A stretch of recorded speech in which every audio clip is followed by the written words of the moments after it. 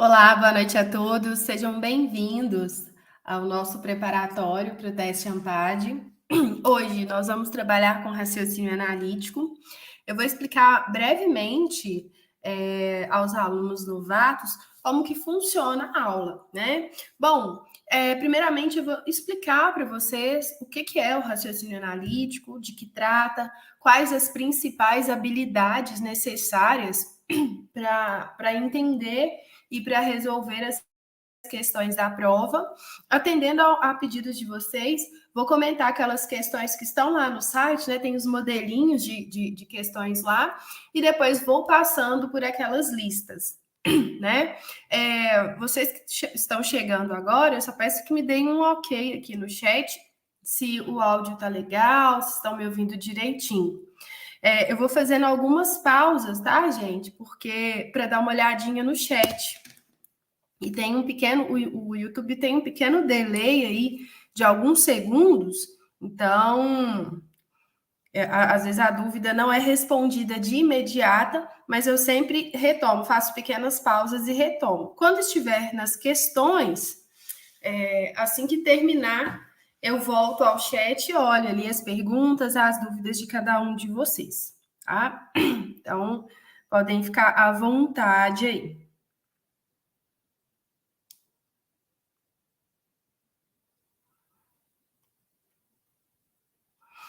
Ótimo. Que bom que o áudio está ok. Em Belo Horizonte tem chovido bastante, o que tem comprometido um pouco o sinal de internet, mas eu estou aqui com internet, até a internet reserva, para que a aula não seja comprometida. Bom, então vamos lá. Vamos entender primeiro o que é raciocínio analítico. É muito comum aqueles que chegam ao curso perguntarem se a prova de raciocínio analítico é como se fosse uma extensão da prova de português, ou se tem alguma semelhança ou coisa do tipo. E não, raciocínio analítico é diferente de português. Bom, a gente acha algumas, né? A gente percebe algumas pequenas convergências, né? Porque no português cabe e compete a interpretação textual. Mas aqui a gente não trabalha necessariamente com a interpretação do texto, né? O que a gente vai trabalhar aqui no raciocínio analítico são questões relacionadas à argumentação e também não uma avaliação subjetiva, analisar se um argumento é bom ou ruim. Né? Isso sai aí um pouco, né? Fica difícil, ficaria uma prova muito difícil avaliar um argumento bom ou ruim. O que nós vamos fazer é avaliar argumentos como válidos ou inválidos frente a um texto ou frente a uma premissa ali, né? Vamos entender esse conceito pré-estabelecido, que é de fato o conceito de raciocínio analítico, que por si só está relacionada à identificação, ao trabalho com a validade e invalidade dos argumentos, né? Os argumentos inválidos, que nós vamos trabalhar aí mais para frente, recebem o nome de falácias, né? Essa palavra aí já é mais comum. Aqui nós vamos aprofundar um pouco o conceito e vamos perceber como que isso aparece na prova, né? Então, aqui, a título de curiosidade, né, a descrição das principais falácias, existem aí centenas de falácias, né? Foi registrada aí inicialmente no livro de Aristóteles, chamado Refutação dos Sofismas. Vocês podem perceber que a gente vai trabalhar bem no campo da argumentação mesmo, né? Atualmente, a lógica informal, que é um outro nome do raciocínio analítico, tem sido retomada e ligada à pragmática e à retórica. Professora, mas por que ter uma prova de raciocínio analítico no teste AMPAD? Bom, para quem vai seguir a carreira da pesquisa, muito mais do que compreender e interpretar um texto, é extremamente importante que vocês percebam se um argumento é válido ou inválido, se ele fortalece ou se ele enfraquece a pesquisa de vocês. Então, no momento em que vocês estão buscando materialidade para a pesquisa, né, eu acho que isso fica muito mais evidente naquelas pesquisas que tratam da revisão da literatura, perceber essa relação de válido e inválido é muito importante. Tanto que, né, eu tenho aqui, olha, o que prevê o edital. Essas informações que estão aí na tela para vocês, elas são direto lá do site testeampad.org. Então, o que eles colocam lá? O que eles preveem? Peraí que tem pergunta aqui. Ah, tá, o áudio tá, que bom, o áudio tá ok, perfeito. O que ela prevê, né? Ela coloca aqui algumas habilidades, né? Avaliação da capacidade de raciocínio analítico em 3 dimensões: argumentação e estrutura de argumentação, premissas, pressupostos, conclusões, teses, relações lógicas, estruturas retóricas, expansão de argumentos, coerência, né? E incoerência, significado de falácias, contradições, lacunas, né? Ele trabalha com habilidade, que também está lá na prova. Se analisarem bem a lista de objetos, ela está bem parecida com os módulos, né? Lá no cronograma de aula está bem próximo. E é isso mesmo. Nessa primeira aí, a gente vai rever um conceito de conclusão, vamos rever aí, entender o que é uma premissa, um pressuposto, perdão, o que é, né, uma inferência, diferença entre supor e inferir, que são habilidades mais básicas. A partir dessas habilidades mais básicas, passaremos aí a um outro grupo de questões que trata da argumentação, né, ou de lacunas aí na argumentação. E, por fim, né, no último item, ética em pesquisa e metodologia científica. Bom, ética em pesquisa tem essas duas resoluções. Eu até divulguei para vocês lá, né, coloquei nos grupos para vocês cada um desses itens aí, né? É muito importante que vocês façam a leitura desse material. Eu vou, na última aula, eu não vou ler esse material com vocês, mas eu vou trazer, vou abarcar aquilo que tem muito mais a ver com a prova e aquilo que já foi cobrado. Não é necessário vocês decorarem isso aí, não, tá? O que vai acontecer é que alguns aspectos dessas resoluções serão abordadas. Vocês vão perceber que elas falam sobre ética em pesquisa. Então, uma boa parte dessa resolução, ela vai tratar, por exemplo, em pesquisas com seres humanos. Mas esse ativa ou aqueles parágrafos que estão lá se relacionam muito mais com a pesquisa da área das ciências biológicas, que pressupõe testes e afins aí. No caso da administração, que é uma ciência social aplicada, a gente vai aproveitar aí um outro aspecto, a gente vai aproveitar uma outra parte, tá? Então, vamos dar a atenção devida aí a essa resolução. É extremamente importante que vocês leiam aí cada um dos itens dessa resolução. A metodologia de pesquisa, a gente tem, às vezes, uma visão muito negativa, né? E até eu entendo um pouco que é culpa de algumas universidades que fazem o seguinte: tem aula de metodologia de pesquisa, mas não para você refletir sobre a pesquisa, para ficar muito preso ali na formatação, na estrutura do trabalho. Então, quando a gente fala de metodologia aqui, não é para ficar preocupado em margem de 3 centímetros por 2 centímetros, não se preocupem com isso. O que abarca aqui a metodologia? É você entender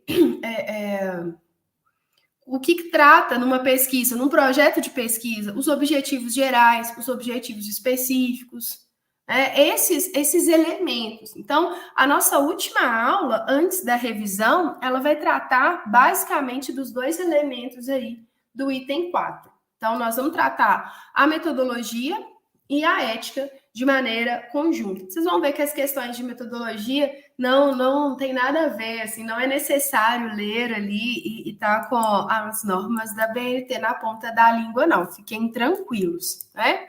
Um outro aspecto também é uma pergunta muito comum, vindo, né, principalmente dos alunos novatos, é sobre essa bibliografia aí.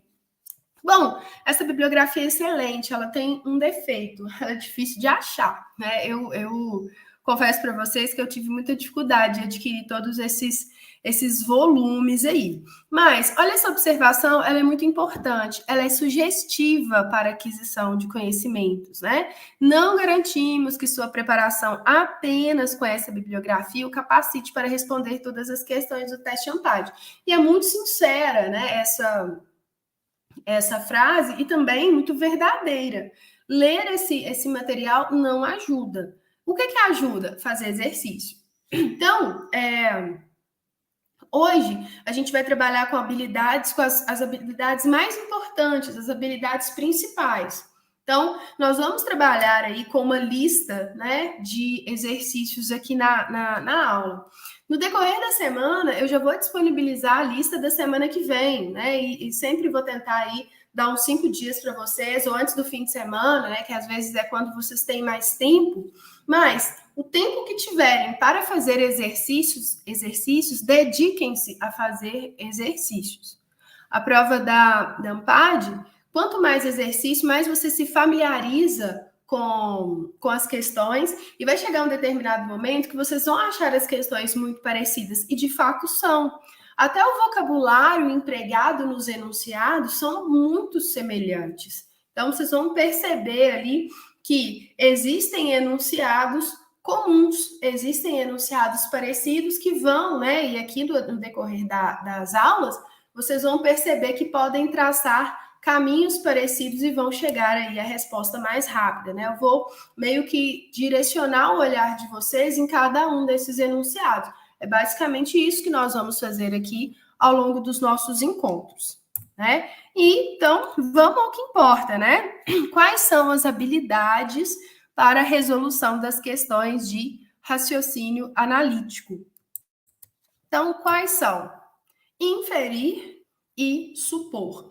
Inferir e supor, muitas pessoas, né? Eu observo que muitas pessoas utilizam essas palavras para o mesmíssimo significado. No entanto, inferir e supor são coisas absolutamente diferentes. São coisas absolutamente diferentes. E aqui nós vamos perceber e vamos falar acerca dessas diferenças. Então, vamos lá. Primeiro conceito, inferir. Bom, inferir é buscar informações que estão subentendidas no texto. O que isso quer dizer? São informações que pertencem ao texto, mas não estão textualmente escritas, não estão textualmente explícitas. Esse é o conceito de inferir. Bom, e é só no texto? Não, em uma frase. Se eu disser, por exemplo, que Eduardo estuda francês, né? O que eu posso inferir é que eu posso inferir duas coisas: que Eduardo não sabe francês e está estudando, ou que o francês de Eduardo deixa a desejar e por isso ele está estudando. São duas inferências possíveis, né? Ah, mas é porque ele gosta, sim, ele gosta, mas não sabe, por isso que ele está estudando. Ele gosta, mas sabe pouco, por isso que ele está estudando. Falar se ele gosta ou não, já não estou inferindo. Mas, se eu digo Eduardo estuda francês, primeiro aspecto, ele não sabe, por isso está aprendendo, ou não sabe o suficiente, por isso está estudando. Então, esse é o conceito de inferência. Então, não está escrito no texto, mas eu busquei ali nas entrelinhas. Se ele estuda, né, é porque há ali uma demanda para aquele conhecimento. Essa é uma inferência possível. E a suposição. O que é supor? Bom, supor é levantar hipóteses através de uma conclusão, ou ainda de uma relação de causa e efeito, de uma relação de causa e consequência. Bom, vou continuar utilizando o Eduardo aqui como exemplo, né? No primeiro caso da inferência, eu falei que ele estuda francês. Bom, agora se eu expandir um pouco essa frase e disser que Eduardo precisa estar fluente no idioma francês dentro de 6 meses.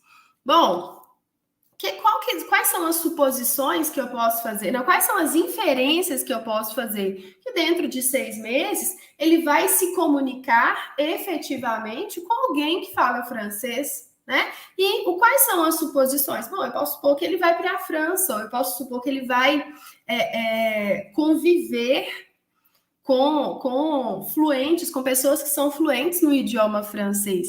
Então, suposições são construções que eu faço a partir da informação, enquanto as inferências são análises que eu faço daquilo que está nas entrelinhas do texto. Vocês perceberão que nesse primeiro grupo de questões que trataremos hoje, nós vamos trabalhar muito com inferências. Nós vamos trabalhar muito com aquilo que está nas entrelinhas do texto. Agora, posteriormente, mais lá para frente, né, nas nossas aulas sobre falácia, sobre metodologia, eu vou trabalhar mais intensamente com a suposição. Há professores que defendem que o tempo todo, né, ao longo da disciplina de raciocínio analítico, o que fazemos é um mix de supor e inferir. Onde devemos concentrar a nossa atenção aqui? Na suposição. Por quê? A suposição, ela exige cautela. Eu não posso supor uma coisa, né? No contexto da prova, estou dizendo. Eu não posso supor uma coisa que se distancie muito do texto, ou que se distancie muito do material que eu tenho para trabalhar. Né? Então, se eu tenho lá na prova um pedaço, pode distanciar demais daquilo que é apresentado ou daquilo que é defendido naquele artigo. Se eu tenho um texto jornalístico, né, a prova de raciocínio analítico, ela é bem eclética, vamos dizer assim, em relação ao texto. Eu posso ter um trecho de um artigo, uma reportagem ou até um excerto que foi criado especificamente para aquela prova. Então, quando eu trato ali de uma suposição, eu não posso ir, né, além, eu não posso, como dizem alguns alunos, eu não posso viajar demais, não dá. É um caminho para o erro.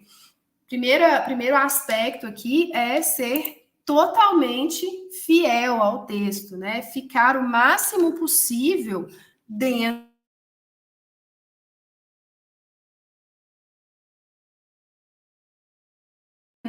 do texto. Esse aspecto é extremamente importante na resolução da prova. Supor e inferir, vou dar uma olhadinha nos chats aqui para ver se tem.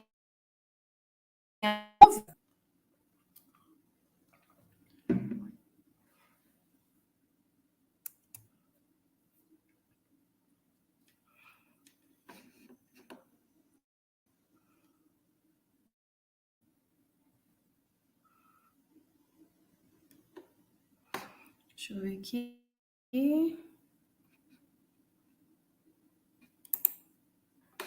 Ok, quando sem dúvidas. Não, quem chegou agora, né? Mandou aqui no privado, ainda não comentei nenhuma questão. Bom, então, falamos aqui da nossa principal estratégia. Ih, tá travando?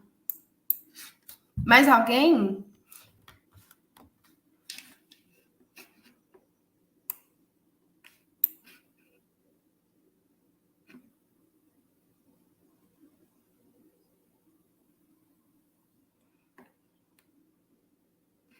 Se continuar travando, vocês me falam. Tenta, porque aqui para mim tá ok, que quando trava, aparece, mas tem tipo um índicezinho do Wi-Fi do próprio aplicativo aqui de transmissão. Quando acontece alguma coisinha.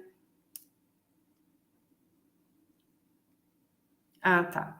Quando acontece alguma coisinha, ele fica com uma bolotinha vermelha. Qualquer coisa eu posso entrar novamente. Vamos lá, então.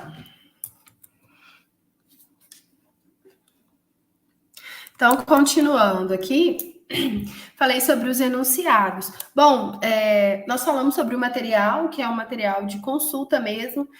Foi um material muito útil para mim elaborar esse material e elaborar até essa metodologia, né? Talvez vocês vão gerir melhor o tempo dedicando-se aos exercícios, né? Mas a leitura é sempre bom, né? Conhecimento nunca perdido. Mas vamos lá. Como que nós vamos trabalhar? Com a análise dos enunciados. Essa planilha, eu dei uma atualizada nela, ela vai, no material da próxima semana, ela já vai estar disponível para vocês. Aqui do lado, olha, abaixo da coluna enunciados, são as palavras-chave dos enunciados recorrentes na prova. Então, nós não vamos seguir essa ordem, tá? Aqui ele está só em ordem alfabética. Vocês vão perceber que alguns enunciados são mais recorrentes e outros são mais esporádicos. Ao longo, né, eu comecei com o teste AMPAD em 2013, a prova ela se concentrava muito ali nessa primeira linha de admissão, afirmação plausível, inferência, né, que é o que acabamos de falar, e na conclusão apropriada. Depois, 2015, em termos de enunciado, foi um grande divisor de águas na prova, né, no teste AMPAD. Outros enunciados foram aparecendo, outras habilidades, outras demandas, habilidades não, outras demandas aí que exigem a suposição e a inferência foram aparecendo. E qual foi a novidade? A resolução do Conselho Nacional de Saúde sobre Ética em Pesquisa, que ela veio agora na pandemia, né? Ela apareceu agora no decorrer da pandemia, no módulo online. De restante, né, se vocês... quem tem acesso às provas anteriores, quem não tem, só falar comigo que eu disponibilizo para vocês. Se vocês pegarem, por exemplo, uma prova que eu adoro, né? Quem já é meu aluno sabe, é a prova de setembro de 2015. Parece que a prova de setembro de 2015 tem um de cada, assim. Ela tem, acho que umas 2, 3 questões de admissão, 2 de conclusão, e o resto é praticamente um de cada. Ainda era uma edição presencial, com 17 questões, e ela passa por tudo, né? Por todos esses enunciados. É uma prova super didática, ótima para fazer e para iniciar os estudos e conhecer a prova. De uns tempos para cá, né, de 2015, isso foi só mudando a quantidade, né? As questões de admissão foram diminuindo, foram aumentando as de conclusão, depois o fortalecimento e o enfraquecimento foram ganhando espaço. Aqui é só um pedacinho da planilha, é só um exemplo para vocês entenderem. E eu separei esses enunciados não por grau de dificuldade, né, mas pela simplicidade da compreensão, compreendendo as habilidades que são mais recorrentes para aquelas que são menos recorrentes. Então, alguns enunciados, eles vão aparecer menos na prova, mas nós não vamos deixar de abordá-lo aqui. Então, a gente vai trabalhar. A partir da aula de hoje, posso resolver todas as questões? Pode, mas para algumas questões em específico, tem um caminho mais curto. E ao longo das próximas aulas, vamos entender como funciona esse caminho mais curto. Então, hoje, nós vamos trabalhar com 2 enunciados. A admissão, né? E a conclusão, admissão, ou afirmação plausível, ou inferência. Eu vou falar como esses enunciados vão se manifestar aí na prova. E a conclusão apropriada. Então, esse é o prato do dia, o prato principal aí.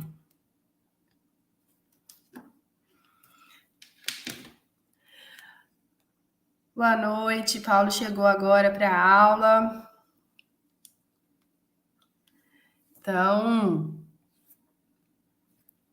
vamos lá. Atendendo a um pedido de vocês, lá no site da AMPAD tem, né, aqui exemplos de questões do teste AMPAD, orientação acadêmica e orientação profissional. Essa aqui, né, na prova de raciocínio analítico, essa questão não é inédita lá no site, tá, gente? Ela é da prova de março, acho que foi a última edição presencial, se não me engano, março de 2020. né? Então, eu vou comentar a questão, eu só quero mostrar um detalhezinho aqui para vocês, né? Esse aqui é um print lá do documento que está lá no ANPAD, no site, perdão. Observem que muitas, não vou dizer todas, mas boa parte das questões de raciocínio analítico, de português também, né? Mas vamos separar as coisas. De raciocínio analítico, elas terão essa estrutura. Um texto, 3 afirmações e, ao final, vão perguntar qual delas, né, é uma inferência possível, qual que está correta, qual que está incorreta, de acordo com a habilidade. Então, se preparem, né, para, na parte do tempo de vocês, analisar 3 afirmações, ao invés de analisar 5 alternativas. O grande inimigo, né, da prova da ANPAD, ao meu ver, é o tempo. Então, uma boa gestão de tempo é fundamental.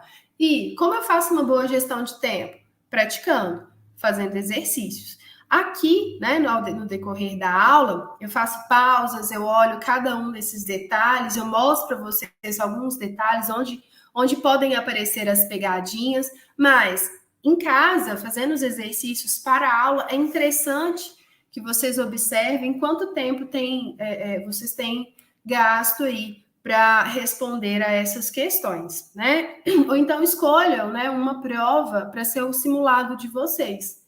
Eu vou pegar a prova de fevereiro de 2021 e vou utilizá-la como meu simulado. Eu vou fazer a prova toda, não imprima a prova, faça a prova online, né? Faça na tela, para vocês viverem ali a mesma experiência.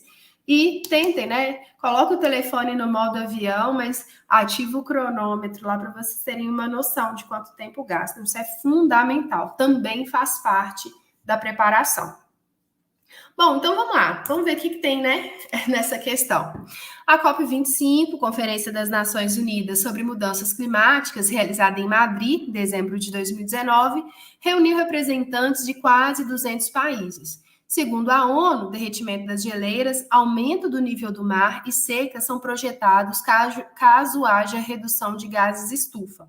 Por sua vez, há quem diga que os cientistas da área não são confiáveis, porque ganham mais verba quando criam alarmes relacionados ao clima.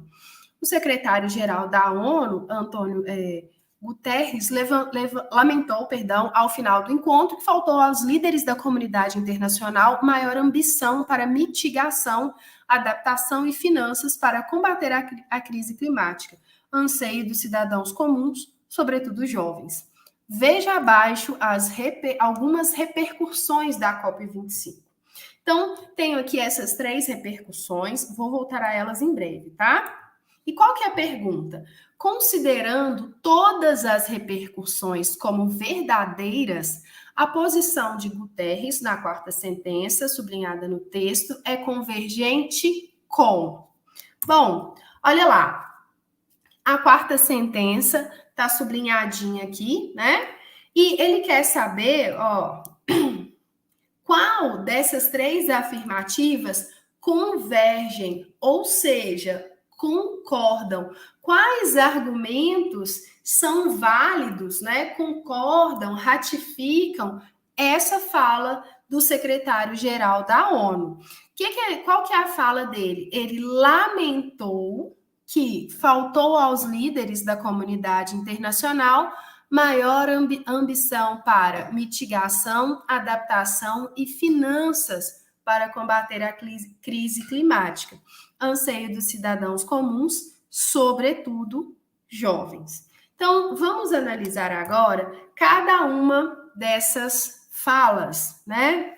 Bom, então, a primeira fala. Bom, eu vou deixar em segundo plano quem proferiu essas mensagens, tá? E vou me concentrar aqui na argumentação de cada uma dessas pessoas. Opa, vamos lá.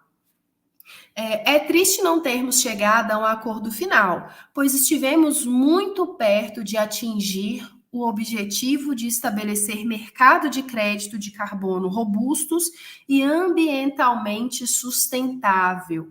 Bom, vocês podem observar que essa primeira fala, ela não completa, ela não complementa o que o secretário-geral da ONU disse, mas nós podemos relacioná-las e podemos perceber que existem convergências, né? Bom, o que o secretário-geral da ONU lamentou?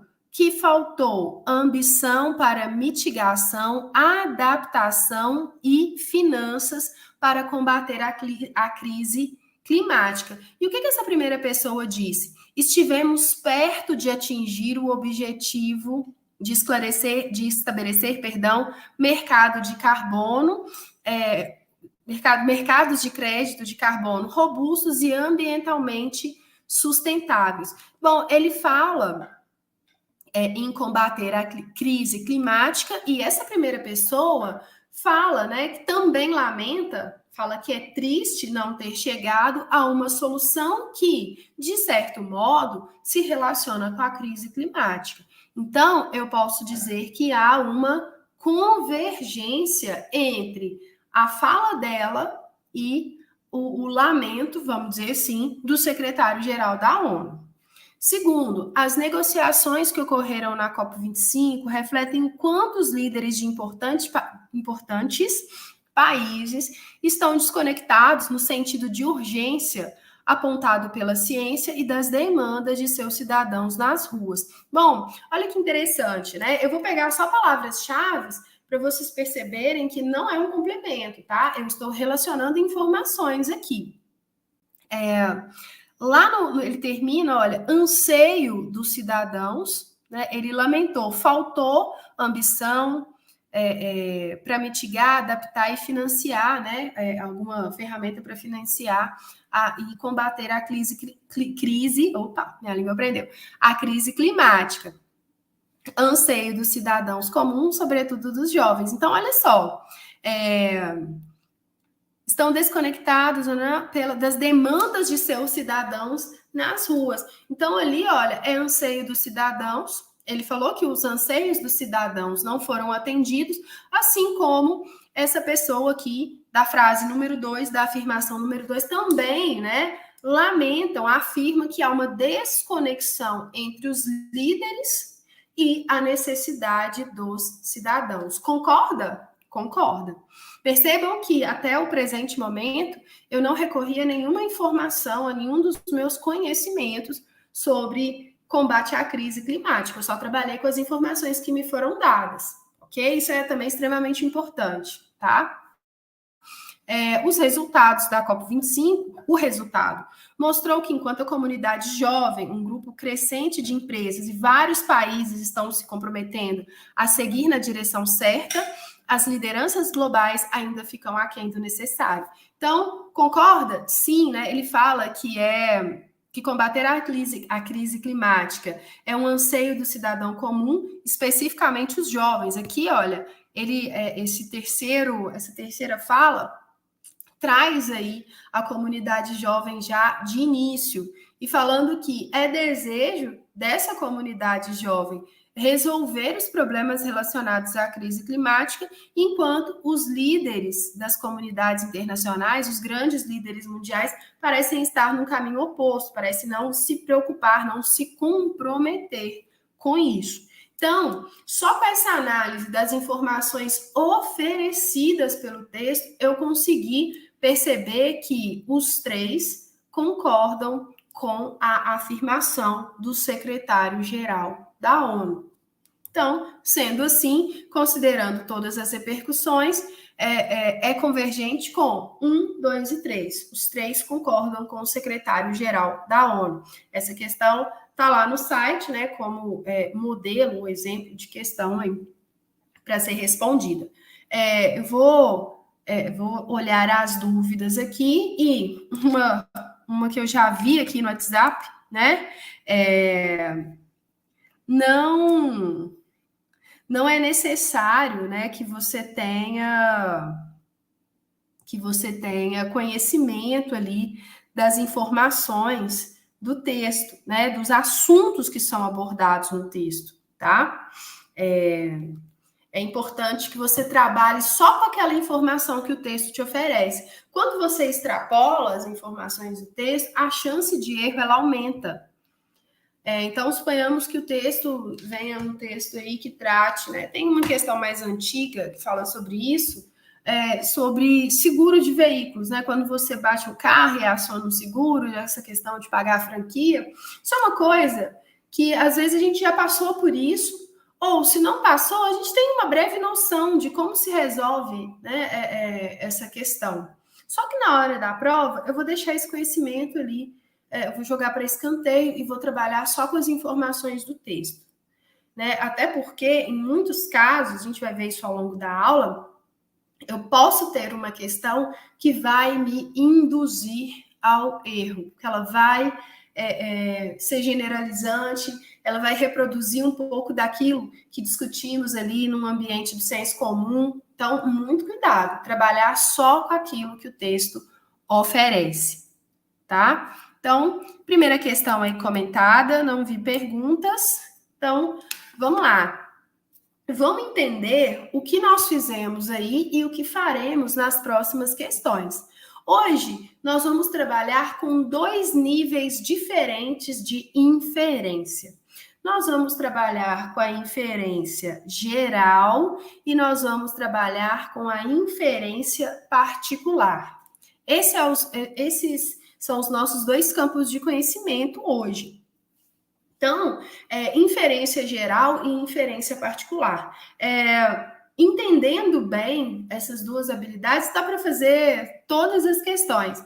Mas eu posso dizer que cerca de 40% das questões de cada edição abarcam aí essas 2 habilidades. Bom, eu coloquei aí na tela para vocês, né? Admissão, inferência, afirmação plausível. Bom, a palavra já está aí, né? Inferência. Esses enunciados, né, são apenas alguns, daqui a pouco eu falo os demais, eles se relacionam com a inferência particular. O que é uma inferência particular? É o que nós acabamos de fazer.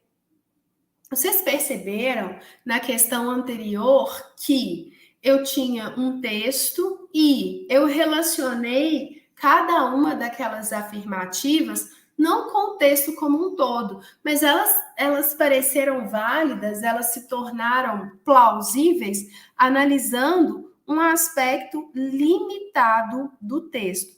E o conceito de inferência particular é exatamente esse. Eu conseguir validar um argumento, validar uma assertiva, tomando como base qualquer parte do texto oferecido na questão. Então, eu tenho um texto lá que fala sobre, fala sobre alimentação. E lá no final, né, nas 2 últimas frases, fala do benefício das frutas cítricas. E lá na alternativa B, fala sobre frutas cítricas e seu benefício, ou fala, por exemplo, só do limão, que é uma fruta cítrica, né? O limão, a fruta cítrica mais consumida entre os brasileiros, tem como benefício A, B e C. Posso falar que ela é uma inferência ou que ela é uma afirmação plausível a partir do texto? Sim. Mas ela não tem nada a ver com o primeiro parágrafo, mas tem com a última frase. Então, tá ok. Uma inferência particular é quando uma informação, uma afirmação ou um argumento se sustenta em qualquer parte, em qualquer pedacinho do texto. Às vezes, uma inferência particular será até um exemplo do argumento. Então, eu falei aqui sobre alimentação, né? Gente, todas as minhas informações sobre alimentação aqui são sem zero fundamentação científica, tá? É só pela simplicidade do exemplo mesmo. Falando sobre os benefícios das frutas tropicais. Então, fala que as frutas tropicais auxiliam em A, B, C, enfim, aí. E lá nas alternativas, fala, por exemplo, que uma fruta tropical popular nos quintais brasileiros, a manga, tem como propriedade principal uma ação antioxidante e afins, né? Vamos dizer assim. Então, quando eu uso a manga como exemplo, eu estou fazendo uma inferência particular daquilo que está no texto. Né? As informações se relacionam, mesmo que ela não consiga dar conta, né? O exemplo da manga, ele não dá conta do texto inteiro, mas ele dá conta de uma parte do texto. Né? É de se pensar que quando vocês estão lá trabalhando com a pesquisa de vocês, né? Vocês às vezes vão citar um autor, um artigo, e vocês não estão, né? Às vezes o trabalho inteiro dele nem tanto se relaciona com aquilo que vocês pesquisam, mas aquele capítulo em específico é diretamente relacionado, você vai citar aquilo. Então, é basicamente a mesma coisa que a gente vai fazer aqui, porém, tratando de textos mais gerais, né? Eu coloquei aqui uma atenção especial aos textos mais curtos, porque quanto menos informação, né, mais complexo fica e maior a minha tendência de fugir do texto. Porque a gente não vai se sentir confortável, né? Ultimamente, a prova da ANPAD não tem feito isso, mas quem volta lá nas provas de 2015, 2016, tem questão como essa que é uma frase, uma citação. E você teria que fazer ali, estabelecer ali qual dentre as 5 era uma admissão, né? Era admissível ou era uma afirmação plausível a partir daquela frase. Qual era uma análise possível para aquela frase. Como era uma frase só, a gente tinha uma tendência muito grande em trazer, em tentar interpretar ou até mesmo analisar, né? E caminhando aí para o erro, né? Nesse caso, a resposta pode ser a conclusão do texto, ou às vezes, né, de certa forma, ela pode ser uma estrutura, né, uma reescrita, uma possível reescrita. A gente tem questões assim, né? Vamos tratá-las aí posteriormente, né? Mas vamos lá, vamos entender como funciona isso na prova. Vocês perceberam aí, né? Agora a gente vai para aquela listinha de exercício que eu disponibilizei para vocês, que eu comecei com as questões de novembro de 2022 para trás, né? Então, novembro, setembro, junho e fevereiro. Então, dei uma retrocedida básica aí. Se tiver alguma questão, né? Nossa última aula é uma aula de revisão. Se ficou alguma questão que eu expliquei ou vocês não ficou claro, não entenderam, vocês podem sinalizar, né? Tanto aqui no chat quanto nos nossos grupos lá no WhatsApp.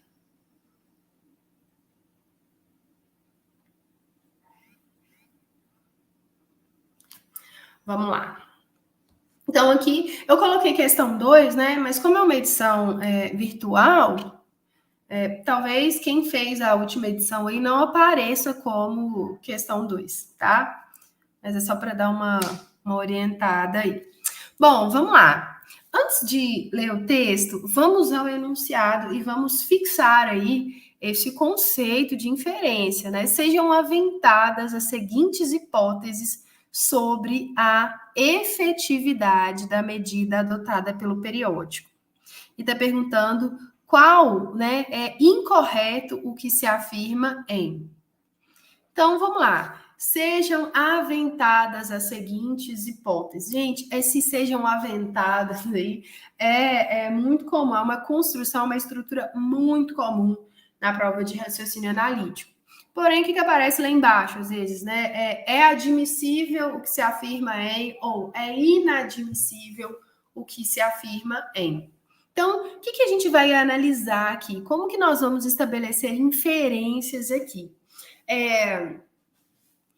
Aqui o texto deve estar falando, né, sobre algumas medidas adotadas, sobre algumas mudanças aí em relação ao periódico, e ele quer que a gente analise a partir única e exclusivamente das informações do texto, quais são efetivas, quais não são efetivas, né? Vamos analisar ali o que é correto, o que é qual afirmação, qual análise é correta e qual análise é incorreta. Bom, então, vamos lá. Vamos ler o texto rapidamente aqui.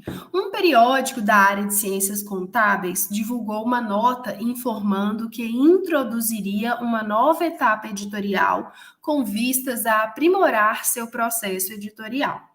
Mais especificamente, antes de encaminhar toda e qualquer submissão a pareceristas, prática atual, remeterá os artigos recebidos a um único membro do seu conselho consultivo, conforme a temática de interesse, para que avalie a sua pertinência ao escopo do periódico. Segundo a nota, essa etapa evitaria a perturbação de pareceristas com artigos mal escritos, pouco relevantes para a área ou com falhas teóricas e ou metodológicas irreparáveis. Então, esse é o texto, um texto pequeno e muito cuidado, principalmente para quem já publicou, para quem está saindo do mestrado, indo para o doutorado, para quem gosta dessa área. Às vezes a gente tem muito conhecimento a respeito disso, da submissão de artigos, né? Eu falo porque nós tivemos uma aluna aqui, né? Tenho um carinho enorme por ela, ficamos, antes dela ser aluna do curso, ela foi minha aluna de aula particular, ficamos amigas, ela trabalhava numa revista acadêmica da área de administração. E essas questões... no início ela errava todas, porque ela lembrava muito do trabalho dela aqui, tá? Então, evitem isso, façam de conta que a única informação, né, que vocês têm para solucionar essa questão é o texto, tá? Esse é o caminho. Então, vamos lá. A determinação da relevância de um artigo para a área, se alocada a uma única pessoa, sujeitará o periódico a um subjetivismo que pode ser pernicioso, tanto para ele quanto para a produção acadêmica. Bom, essa afirmação, essa medida, né? Essa medida não, perdão, melhor vocabulário. Essa avaliação, ela é muito pertinente. Por quê? Olha, até grifei no texto. Anteriormente, o artigo era submetido a pareceristas.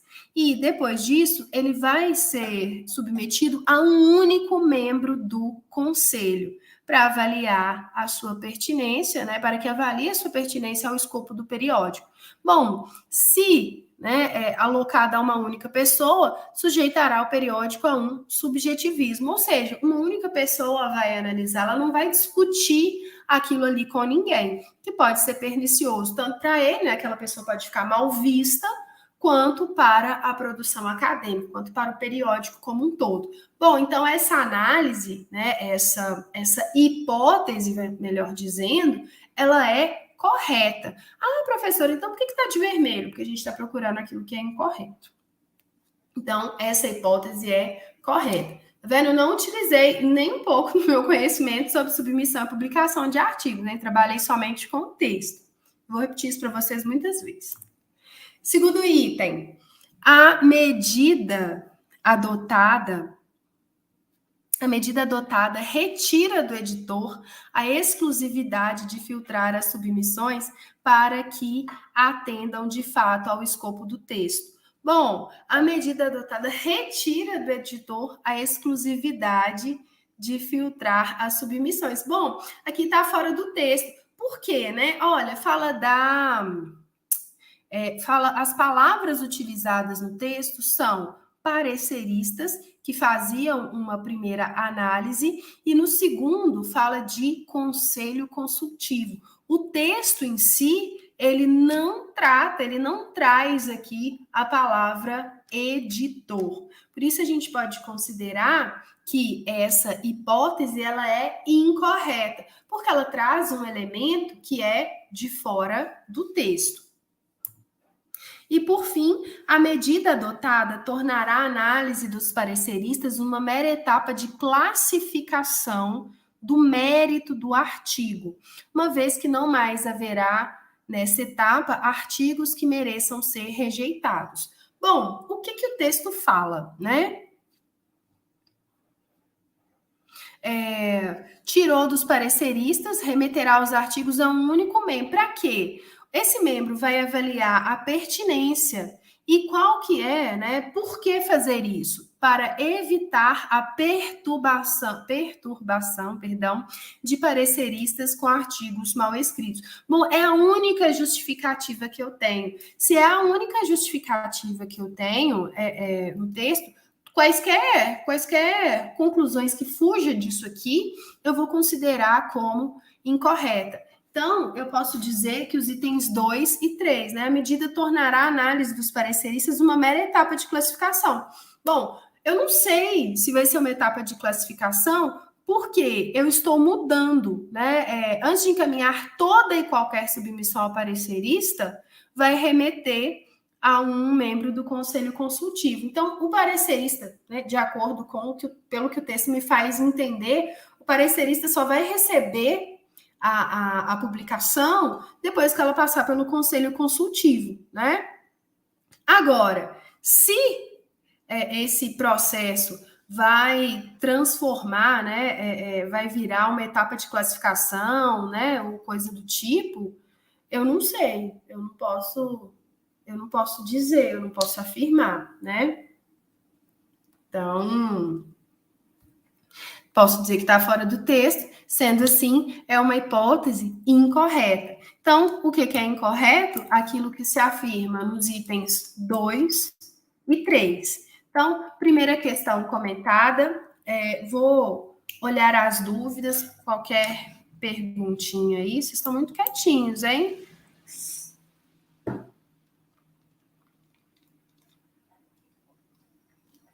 Quem fez essa edição de novembro, quiser comentar se achou difícil, se achou fácil, podem ficar à vontade.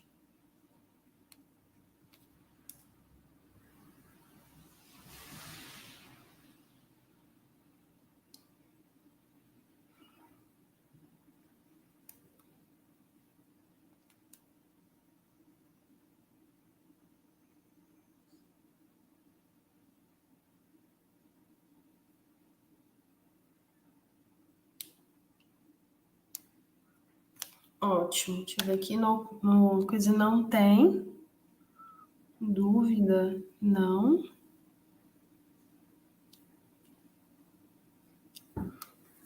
Beleza. Então, dando sequência, vamos à questão de número 2, aquele mesmo esquema, tá, gente? Para algumas provas é a questão 2. Bom, olha lá. Vamos ao enunciado primeiro. Sejam feitas as seguintes análises dos sucessos argumentativos ou falhas argumentativas do texto. E ele quer saber o que é incorreta. Então, lá nós analisamos hipóteses de acordo com uma situação apresentada no texto. Aqui nós vamos ao que é, né, informalmente falando, aquilo que é mais raiz no raciocínio analítico. Análises dos sucessos ou falhas argumentativas do texto. Então, ele deve analisar, né, tem um textinho aqui, ele deve analisar aspectos que são inferências, né, que são afirmações plausíveis a partir do texto e outras que não são. Análises possíveis e análises impossíveis, né? Então, vamos lá. Ao texto. O fato de estarmos com o calendário acadêmico atrasado em 8 meses em nossa universidade é um grande problema em termos de preenchimento de vagas. Se um aluno passou na Universidade Alfa e na nossa instituição, ele se matricula naquela em que suas aulas começarão primeiro.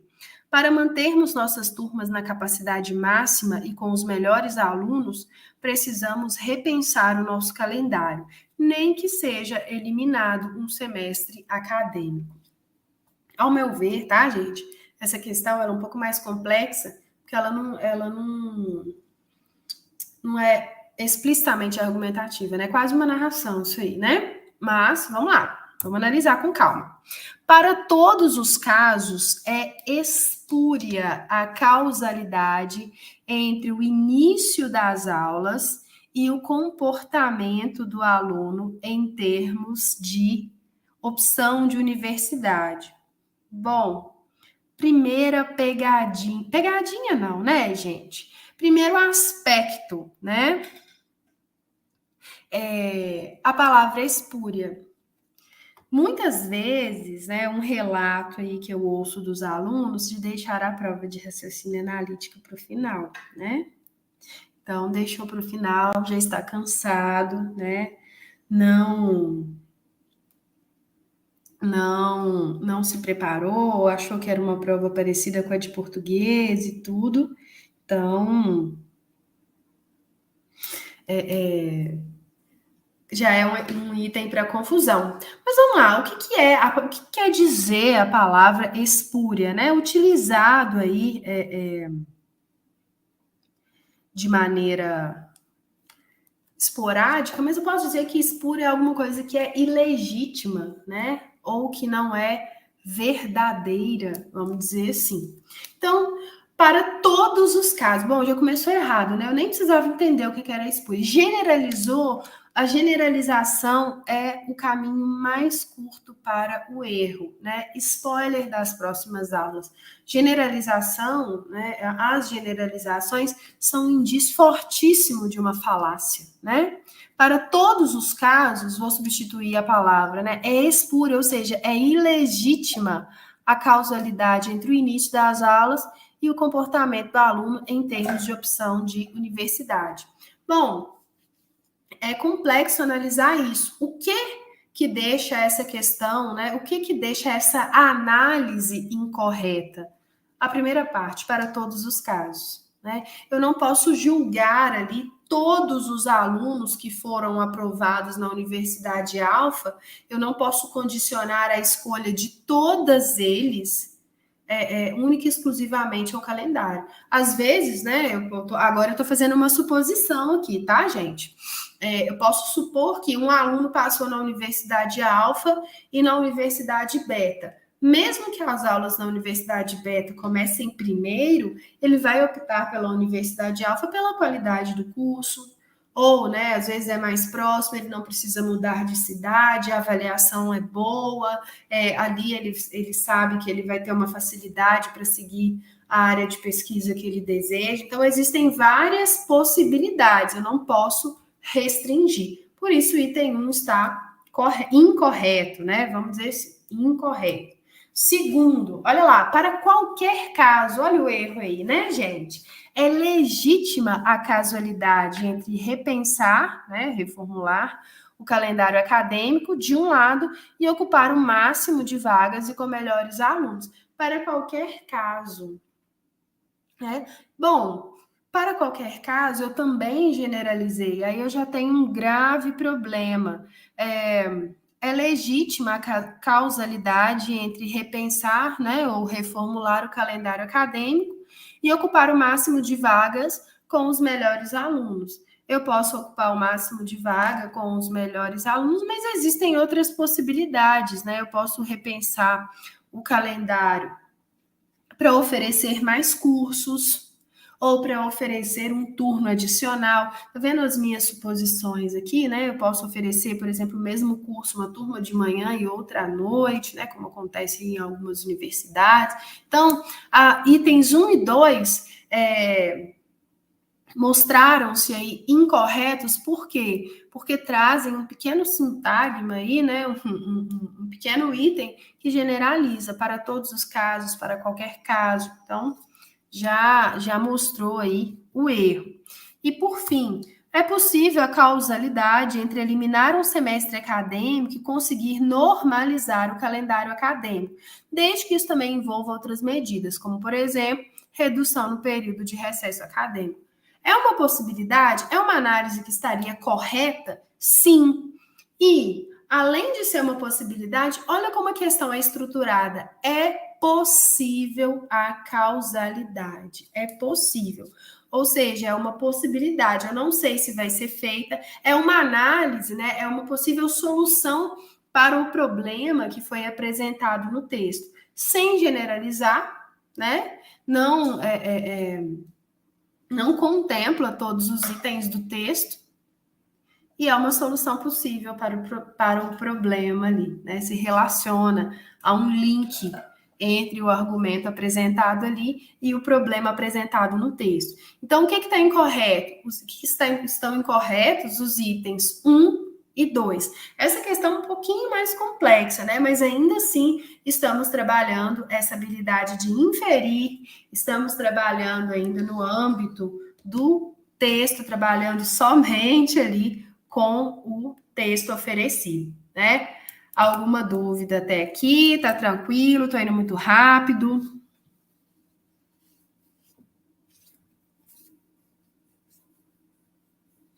Fiquei um pouco confusa porque fala em sucesso argumentativo ou falhas e pede a incorreta.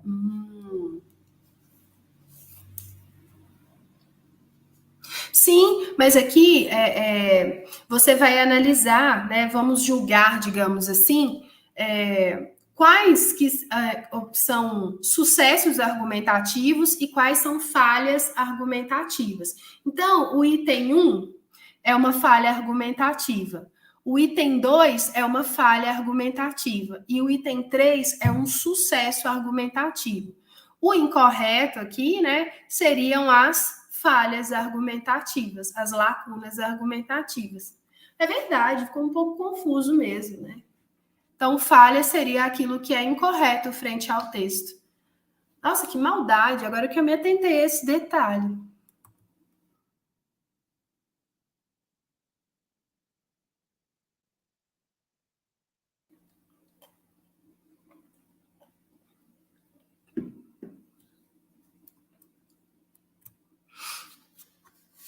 Bom, peraí, deixa eu ver. Eu olhei só o chat, tem outro.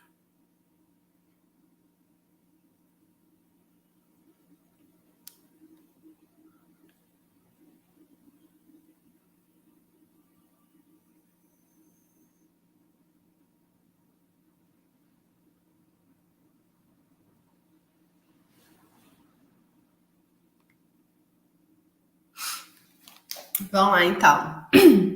Próxima questão aqui, também de setembro. Segundo o projeto Tamar, não, calma, Ivana, vamos lá. Seja inferido, olha que maldade, gente, mas é a mesma coisa, tá? Como pressuposto e ou premissa implícita ao texto. E tá perguntando o que é correto. Bom, seja inferido como pressuposto ou premissa implícita. Então, o que a gente vai fazer? Nós vamos estabelecer inferências e suposições aqui em relação ao texto e vamos destacar quais delas são corretas. Então, vamos lá. Segundo o projeto Tamar, a incidência de luz artificial nas praias, resultado da expansão urbana sobre o litoral, prejudica fêmeas e filhotes de tartaruga. Enquanto algumas fêmeas se confundem e mudam locais de desova, parte dos filhotes recém-eclodidos fica desorientada ao sair dos ninhos. Em vez de seguir para o mar, caminha rumo à luminosidade urbana e morre atropelada, devorada ou desidratada. Bom, vamos analisar cada uma dessas informações e julgá-las como corretas ou incorretas. A primeira diz o seguinte: fêmeas e filhotes de tartaruga se orientam pela luz da lua.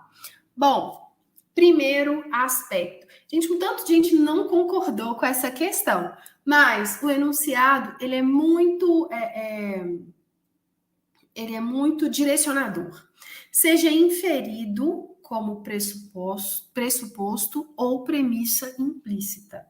A primeira diz o seguinte: fêmeas e filhotes de tartaruga se orientam pela luz da lua. Sim, eu posso supor isso.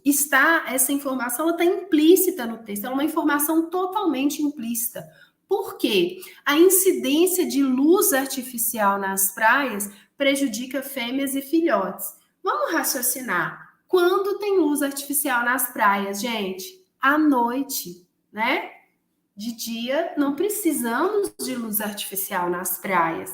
Então, eu posso inferir e supor que tanto fêmeas quanto filhotes se orientam pela luz da lua, que é a luz natural, digamos assim, que eu tenho no período noturno.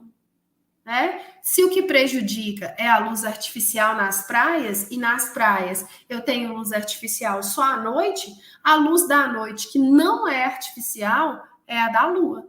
Ah, poderia ter escrito estrelas ali na alternativa? Também, poderia, né? Lua estrelas, ou né?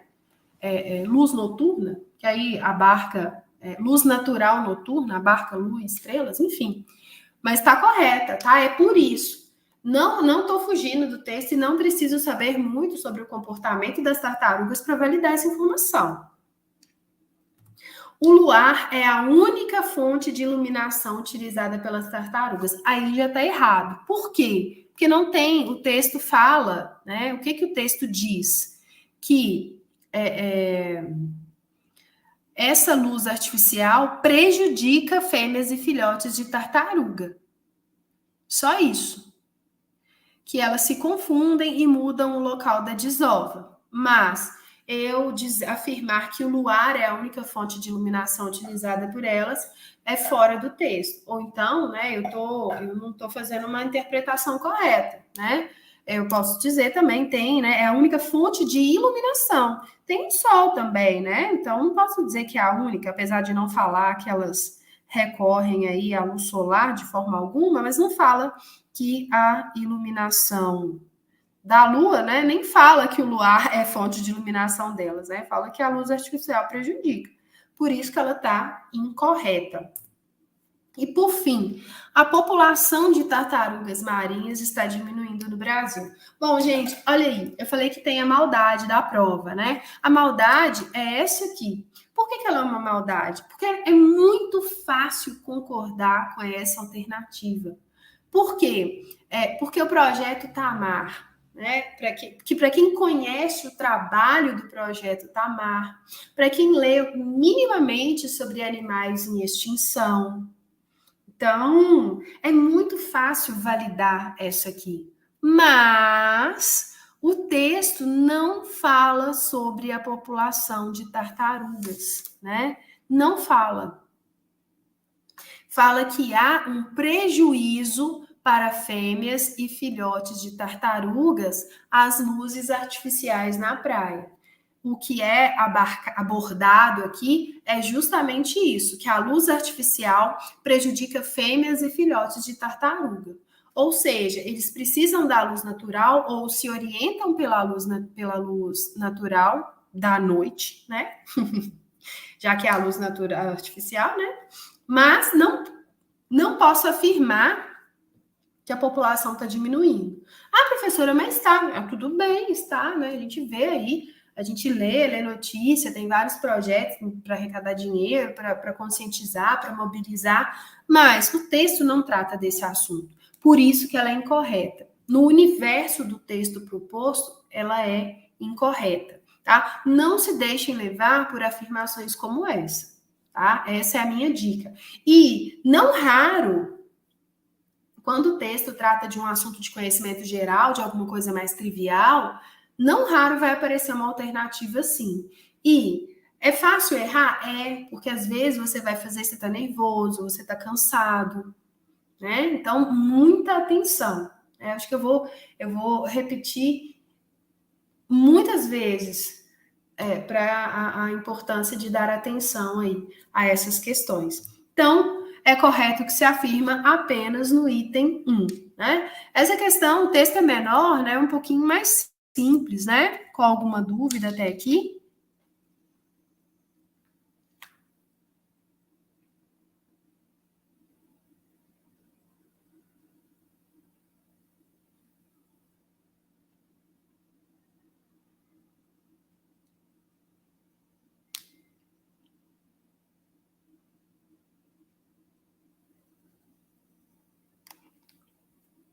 Ótimo.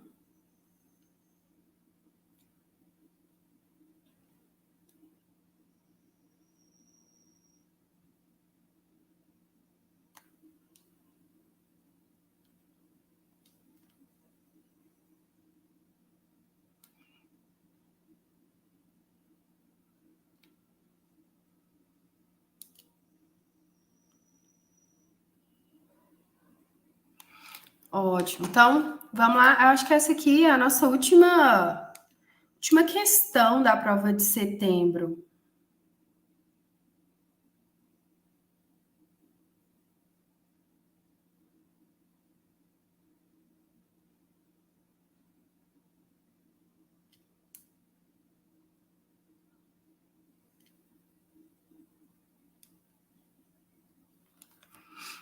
Vamos a ela.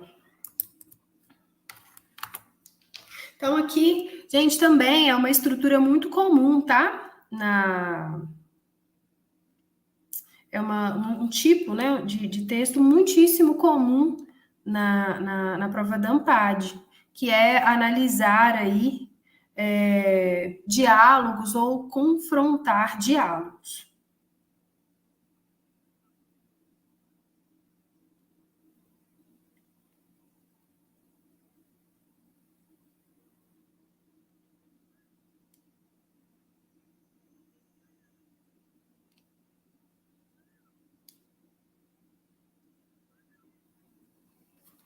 Vamos lá, então.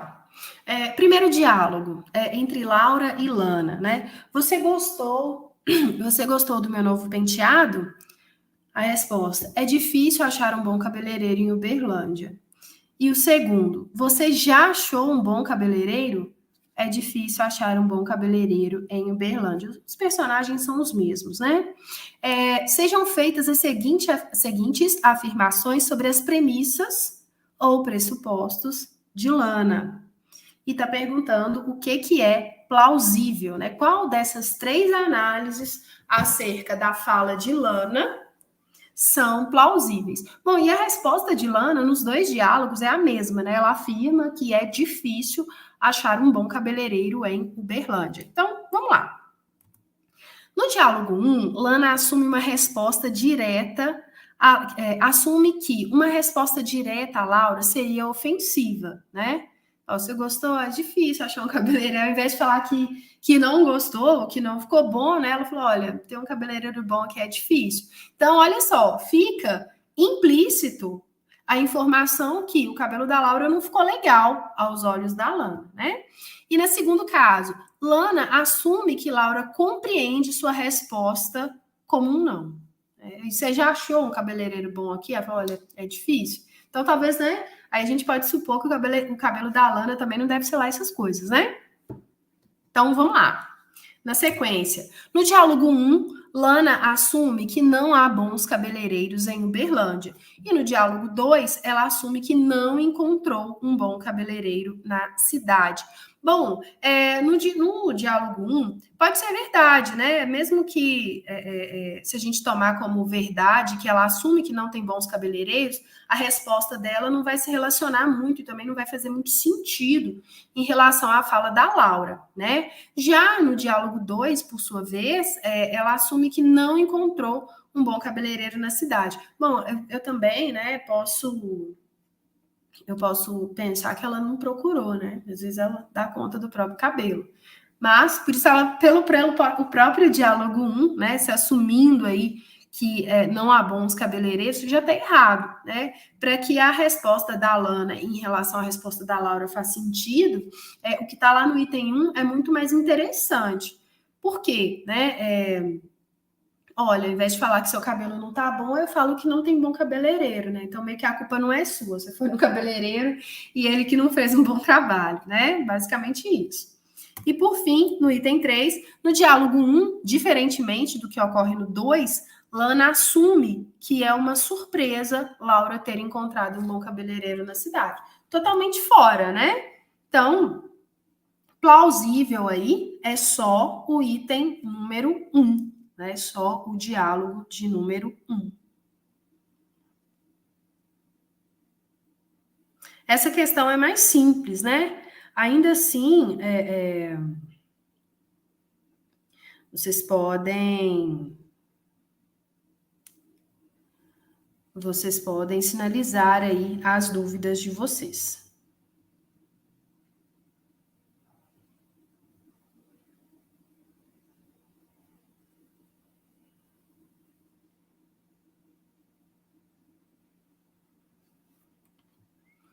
Agora, passando aí um pouco para a prova de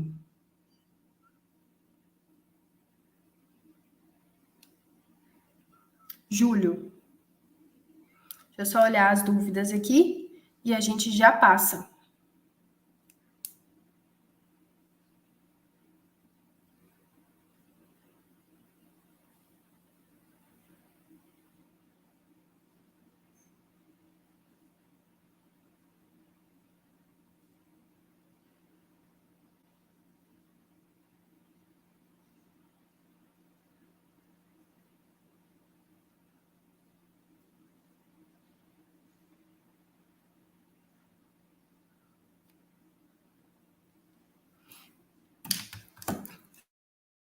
Aqui não.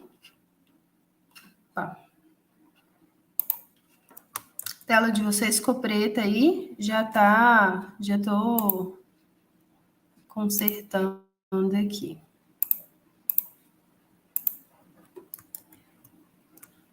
Ótimo. Então, já que estamos sem dúvidas, vamos dar sequência aí. Bom, vamos lá.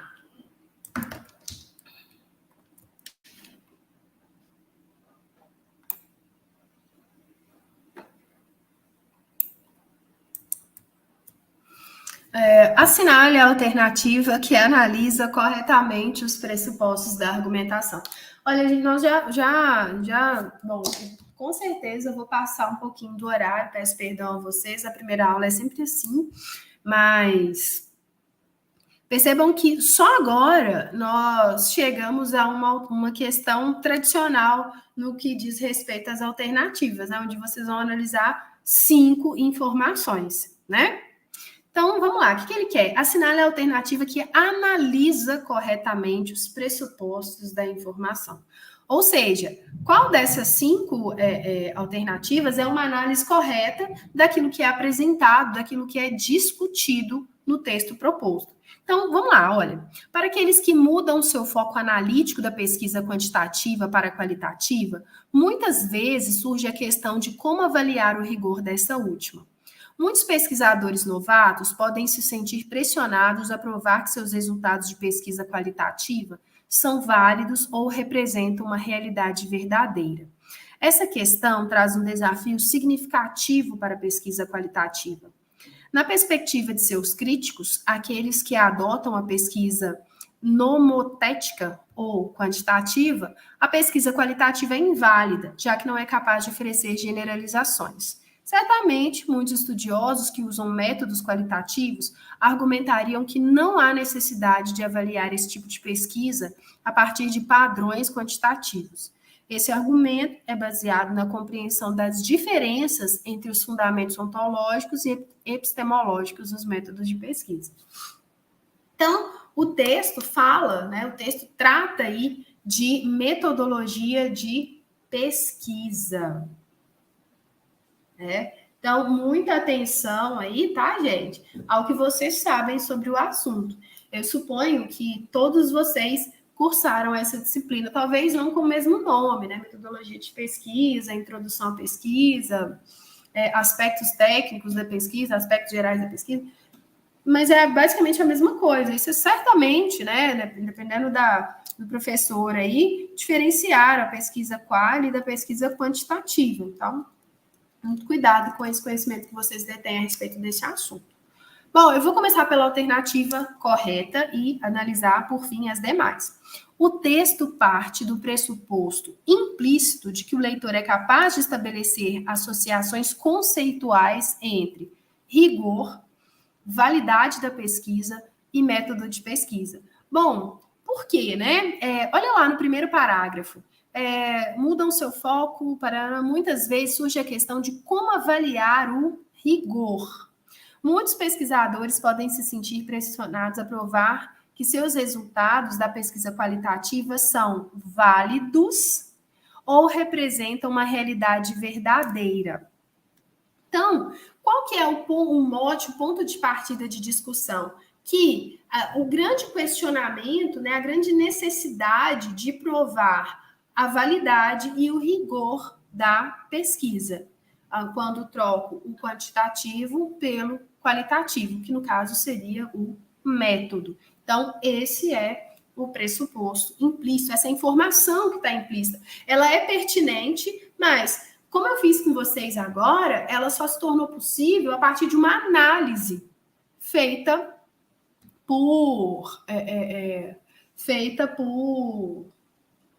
a partir da interpretação dos dados, ok? Então, vamos ver por que as outras estão inadequadas. O texto parte do pressuposto implícito que, em comparação à qualitativa, a pesquisa quantitativa traz menos desafios para os pesquisadores novatos. Não é necessariamente isso, tá? Ele vai discutindo sobre questões de validade, sobre lacunas, sobre problemas, mas eu não posso chegar à conclusão, eu não posso afirmar ali que ela é menos desafiadora. Ela tem aspectos diferentes, né?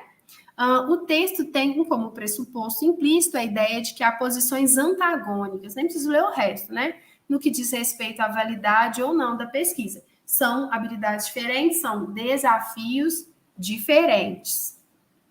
Letra B. O texto parte do pressuposto explícito de que a pesquisa quantitativa e qualitativa são duas formas válidas de se fazer a pesquisa. Olha aqui, né? Muita atenção.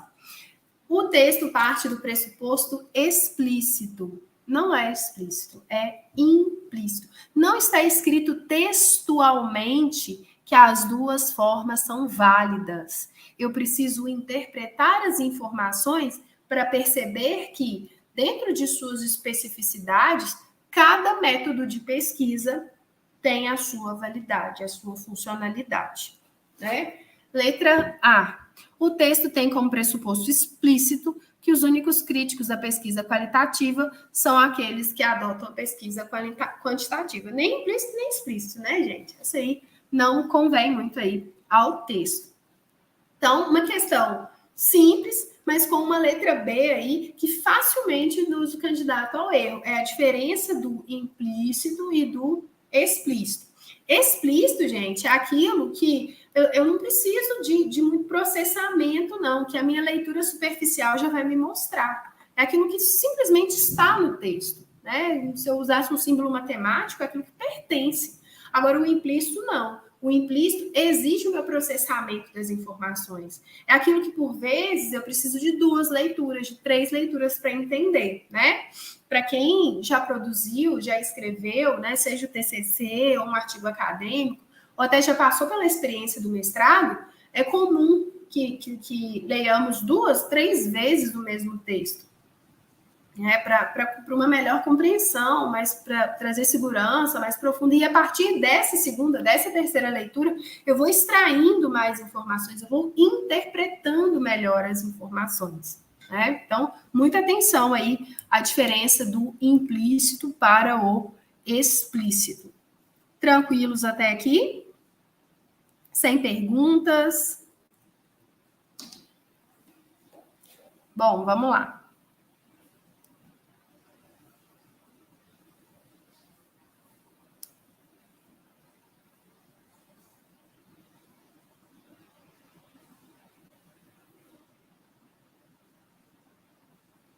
Ótimo.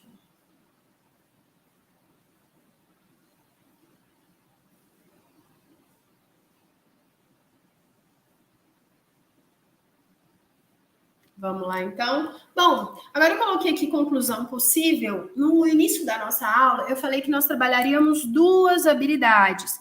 A primeira, a inferência particular, e a segunda seria a inferência geral. Bom, nós falamos da inferência particular, agora vamos falar da inferência geral. Gente, a inferência geral, ela é muito mais simples, tá? Tanto que a inferência geral é uma habilidade que se relaciona diretamente a um enunciado que se chama conclusão possível. Qual é a melhor conclusão possível? Qual que é a conclusão possível para o texto? Então, vamos lá. Na inferência geral, né, a palavra geral já dá uma dica muito boa. Geral, ampla. Quando eu faço uma inferência geral, eu tenho uma visão ampla do texto. Eu vejo o texto na sua totalidade. E uma inferência geral vai ser a síntese daquele texto como um todo, daquele texto na sua totalidade, na sua integralidade. Por isso que o enunciado é a conclusão possível. É muito importante que, nesse momento, nós desarticulemos a palavra conclusão da posição que ela ocupa no papel, né? Então, num artigo, num texto, numa redação de concurso, onde está a conclusão? Está lá no final. Mas o que é, de fato, a conclusão? Vamos pensar aqui, né? Vamos usar o que está mais perto da gente, que é o texto acadêmico. As considerações finais ou a conclusão, nada se resumem-se a fazer um panorama de tudo que foi abordado ali naquela discussão, naquele artigo. A conclusão de um artigo, até de um artigo de opinião mesmo, nada mais é que uma retomada de tudo aquilo que foi abordado, de tudo aquilo que foi trabalhado ao longo daquele texto. E aqui não vai ser diferente. A conclusão possível para o texto vai ser aquela alternativa que conseguir abarcar o máximo de informações que estão presentes no texto ou que são pertinentes ao texto. Isso é muito importante, isso é muito interessante. Então, deixo e chamo a atenção de vocês aí para esse detalhe. Nossa, fez um barulho aqui, gente, caiu um trovão. Espero que vocês não tenham escutado. Tá chovendo muito forte agora aqui em Belo Horizonte. Mas vamos lá. Então, conclusão é abarcar. O que é a conclusão? A conclusão, basicamente, é a síntese, é o panorama do texto. E a inferência geral é basicamente isso. Eu vou extrair ali o que é mais geral ali no texto, né? O extrair o que é mais geral é pegar ali a ideia principal, né? Que a gente chama de tese, nós vamos dar mais ênfase a esse assunto na próxima aula. Pegar a tese e alguns argumentos, ele é um pedacinho de alguns argumentos que sustentam aquela tese, né? Então, eu estou falando sobre alimentação saudável, né? Hoje o exemplo, eu gosto muito de falar utilizar esse exemplo, que eu acho bem visual. Eu estou escrevendo um artigo falando sobre alimentação, e eu cito o exemplo de frutas, eu cito o exemplo de vegetais, cito o exemplo de vários elementos que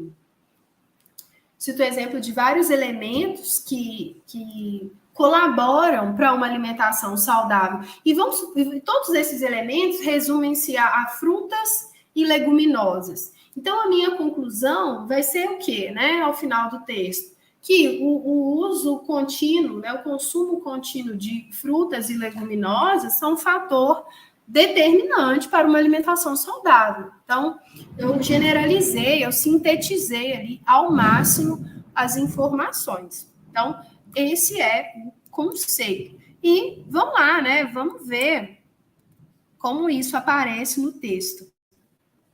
Meu Deus, escutou em nada, não. Mas esses dias tem chovido muito forte aqui em Belo Horizonte. Belo Horizonte tem muita incidência de raios e trovões, né? Bom, como que ela aparece no texto? Bem assim, ó, antes de analisar, com base apenas nas informações contidas no argumento, sejam dadas as seguintes conclusões. Que item, se adicionado ao argumento, comporia sua conclusão? Então, o que ele quer saber? Qual dessas três, se eu acrescentasse aqui, seria uma conclusão interessante, seria uma conclusão bacana aí para esse argumento. Bom, então, vamos lá, vamos ao texto. É algo bem conhecido que parte significativa das benesses da vida moderna se deve a avanços científicos. Contudo, muitos países investem menos em ciência do que a Unesco considera o mínimo desejável. O Brasil, além de investir cerca de 30% menos que a média mundial, vem reduzindo gastos no setor desde 2014. Dentre os países que mais investem em ciência, destacam-se os tradicionais Israel, Japão, Alemanha, Estados Unidos, Finlândia, Suécia, mas também crescem novos atores, China, Coreia do Sul, Catar. Na Europa, 77% do financiamento das pesquisas nas universidades ocorre com recursos públicos. Nos Estados Unidos, o percentual também é alto, cerca de 60%. Tanto na Europa quanto nos Estados Unidos, as portas seguem abertas para talentos promissores. Já na quantidade de pesquisadores, o Brasil conta com 888 por milhão de habitantes, 78% a menos que a média da União Europeia. Perdemos feio até para a Argentina, país que atravessa anos a fio de crises, mas ainda assim dispõe de 1.192 pesquisadores por milhão e se destaca na produção científica em várias áreas. Bom, primeiro aspecto aqui, uma dica que eu chamo muita atenção de vocês, quando a gente trabalha analisando a conclusão do texto, onde que eu vou? Eu vou na tese, eu vou na afirmação mais importante daquele texto. Por quê? Por vezes, né, como eu tenho esse texto aqui, muitos argumentos, eles são para sustentar aquilo que eu estou defendendo, né? Então, vocês podem ver que esses números aqui são para comparar que o Brasil deixa a desejar em relação ao número de pesquisadores por milhões de habitantes, certo? Bom, vamos lá. Logo, o Brasil tem diminuído seu gasto com ciência nos últimos anos e apresenta proporção menor de pesquisadores que a União Europeia e a Argentina. Bom, por que está vermelhinho? Já sabem que não é uma conclusão, né? Bom, essa afirmação, eu posso dizer que ela tem uma parte que ela tem relação com o texto, né? Que ela tem uma proporção menor de pesquisadores que a União Europeia e a Argentina, que é o que está falando ali. O Brasil tem diminuído o seu gasto com ciência, né? Olha, além de investir cerca de 30% a menos que a média mundial. Gente, isso é diminuir? Não. O texto não fala que ele diminuiu, né? Só fala que o Brasil investe menos que a média mundial. Muito cuidado. Percebam que é uma questão que exige leitura e atenção.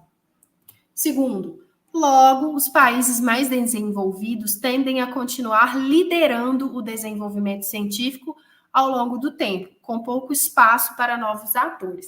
Bom, não posso concluir isso, né? Porque o que eu tenho aqui é só um panorama de quais são os países que investem mais em pesquisa, né? Que eu posso supor que esses exemplos dentro dos parênteses aí são países desenvolvidos, gente, outro, e crescem novos atores. Então, já está afirmando que crescem novos atores, né? Então, eu estou tratando aqui até de um aspecto limitado do texto, que eu, lá no início ele menciona o Brasil, e essa aqui não menciona. Lembrando que a conclusão ela deve abarcar o máximo de informações possíveis do texto. Ela tem que tentar abraçar o texto como um todo. Logo, o Brasil deve continuar vendo a chamada fuga de cérebros com talentos científicos migrando para outros países, em especial da Europa e da América do Norte. Bom, por que da Europa e da América do Norte? Porque são as regiões onde eu tenho os maiores investimentos, né, em ciência. Então, o que eu tenho lá no começo, né? Contudo, muitos países investem menos em ciência do que a Unesco considera o mínimo desejável. O Brasil é um desses exemplos e vem reduzindo gastos no setor desde 2014. Então, o que é, né? Que é uma suposição que ele fez. O que é possível acontecer? Esses pesquisadores, eles não vão ficar aqui. Eles vão buscar um lugar, um campo onde onde haja investimento e onde eles possam desenvolver os seus trabalhos em suas pesquisas. Com certeza. Eu tenho muita vontade de conhecer Manaus, está na minha lista. Mas com certeza chove muito mais. O Rio de Janeiro aqui em Belo Horizonte está batendo recorde. Vem reduzindo o gasto. Sim, você falou por causa da questão 1, né? Aqui, olha, o Brasil tem diminuído o seu gasto e apresenta proporção menor do que a Argentina. Sim. Só que Argentina e União Europeia. Ele trata, né? Ele repete duas informações do texto importantes, mas ele não abarca, né, outros aspectos. Traz informações, mas trata de aspectos limitados do texto, né? É que ele, essa conclusão aqui ainda exigiu um pouco uma suposição, né? Olha, sou pesquisador no Brasil, não tem investimento aqui para mim, então eu estou indo embora.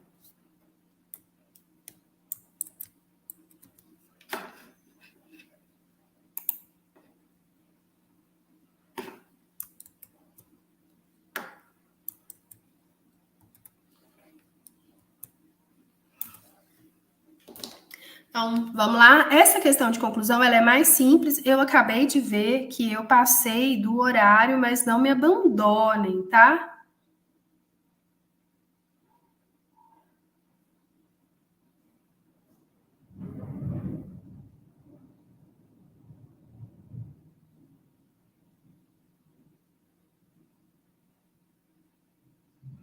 Mas não me abandonem.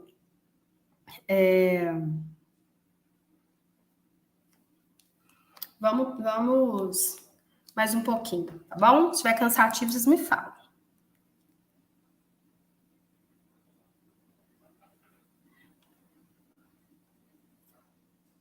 Pois é, fala mesmo, mas como o Irineu posicionou, faltou abarcar. Ela trata de dois aspectos do texto, né? Mas ela não menciona, fala da União Europeia, a primeira lá, deixa eu voltar aqui, ó. Fala da União Europeia e da Argentina, mas ela não fala, né, que existem outros países, por exemplo, que não estão na União Europeia e que têm destaque em investimentos em pesquisa. Né? No segundo parágrafo, e dentre os países que mais investem, muitos desses países elencados aí não compõem a União Europeia, como também não compõem a Argentina, é impossível, né, gente? Não compõem a União Europeia, é só isso.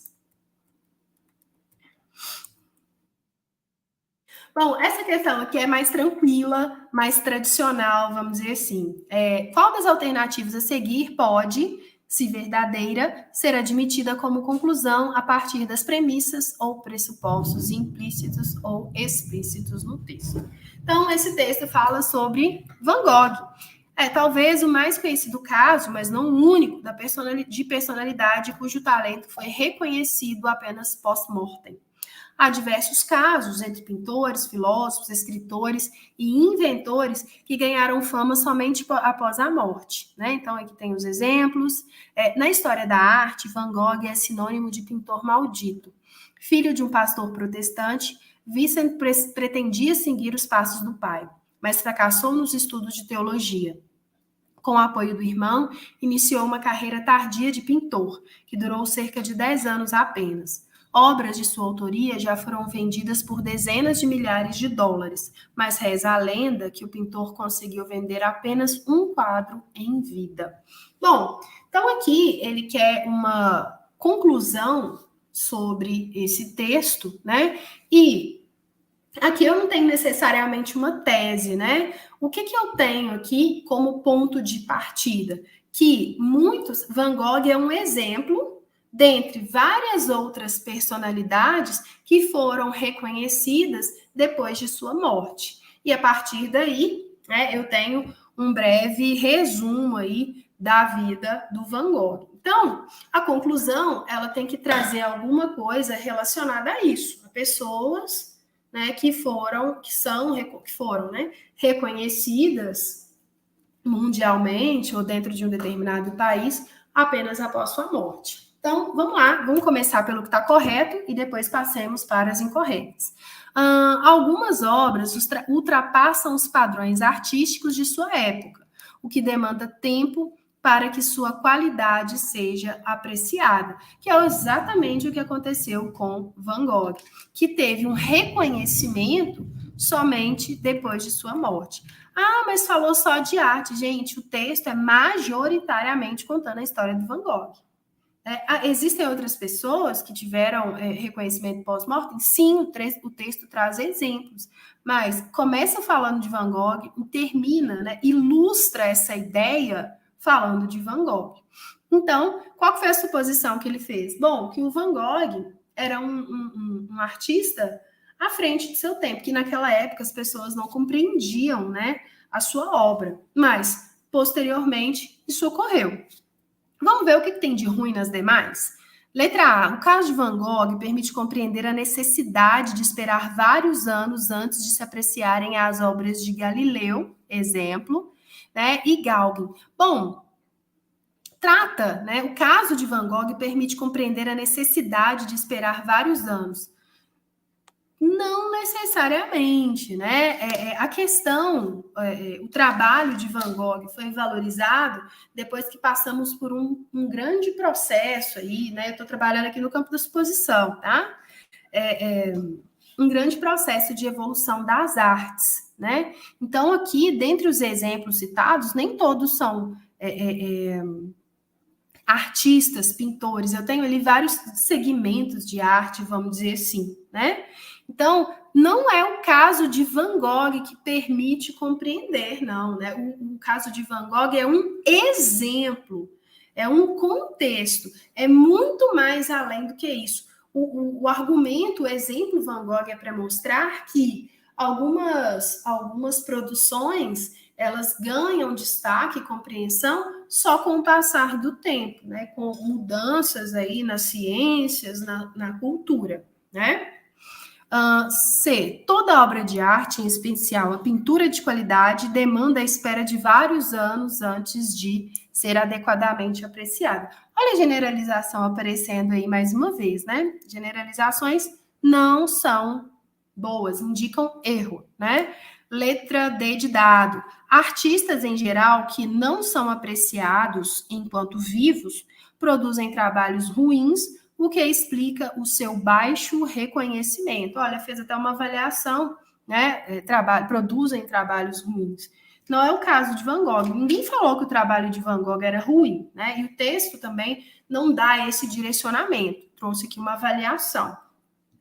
Não raro, as pessoas mudam a forma de enxergar o mundo quando contemplam uma pintura ou um livro de grande qualidade. Essa também parece boa, mas ali no meio, né, desses exemplos citados, eu não tenho só pintores e escritores. A letra B fala assim, algumas obras. Seja, que obras são essas? Pode ser um invento, uma teoria, uma pesquisa, um livro. Quando eu coloco algumas obras, né, ultrapassam padrões. O ruim é que esses padrões artísticos eu pessoalmente discordei um pouco. Ultrapassam padrões de sua época, né? Porque ali, por exemplo, Nietzsche não seria só padrões artísticos, no caso a literatura, né? Vai muito além. Galileu também vai muito além. Mas aqui, né? Não raro as pessoas mudam a forma de enxergar o mundo quando contemplam uma pintura. Não sim, isso de fato acontece às vezes. Mas o que o texto, né? O que o texto nos direciona, nos induz a pensar é que as mudanças na sociedade, na cultura, no comportamento, na ciência, nos fazem ter uma outra visão acerca de determinadas obras. Então, tá aí a alternativa correta, letra B de bola. Tranquilo, né? Gente, eu prometo, essa é a última, tá? Não vou sacrificá-los mais. E o que ficar faltando, a gente faz na próxima aula, tá bom? Na próxima aula não tem toda essa introdução, então a gente vai mais direto ao ponto, tá bom? Então, vamos lá. A perspectiva de que a capacidade de generalização de uma pesquisa é uma marca de seu rigor se baseia na premissa de que há apenas uma realidade, a qual é mensurável, padronizada e objetiva. Sejam dadas possíveis inferências para essa sentença quando se é possível generalizar os resultados de uma pesquisa. E a sentença fornecida admite como inferência. Então, aqui nós vamos trabalhar com uma inferência de uma frase. Então, aqui a gente pode analisar, né, tentar utilizar a capacidade de inferência geral, que é sintetizar essa ideia, e inferência particular, que pensar que alguma vai abarcar um pedacinho e outra vai abarcar tudo. Então, possíveis inferências para essa sentença. Qual sentença? A capacidade, a perspectiva que a capacidade de generalização de uma pesquisa é marca de seu rigor, se baseia na premissa de que há apenas uma realidade, a qual é mensurável, padronizada e objetiva.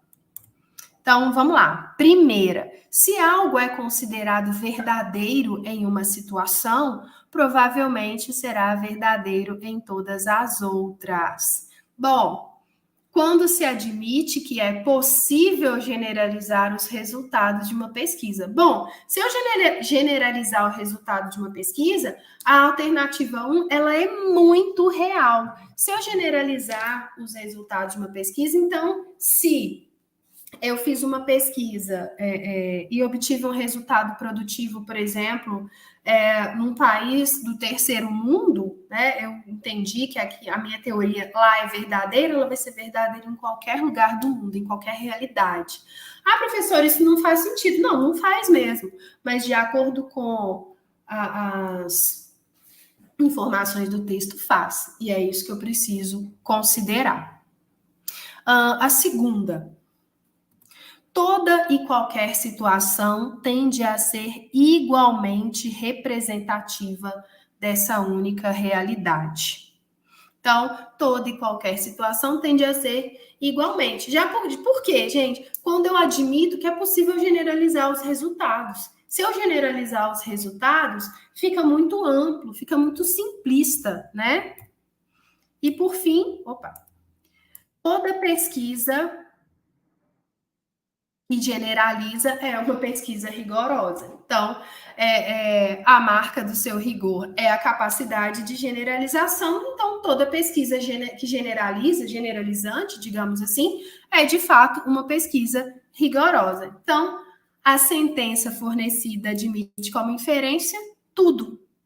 1, 2 e 3. Tranquilos até aqui? Alguma dúvida? Estão cansados, cansadíssimos? Deixa eu ver aqui se tem pergunta.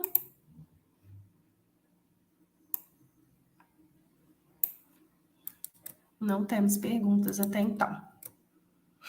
Bom, então ficaram faltando...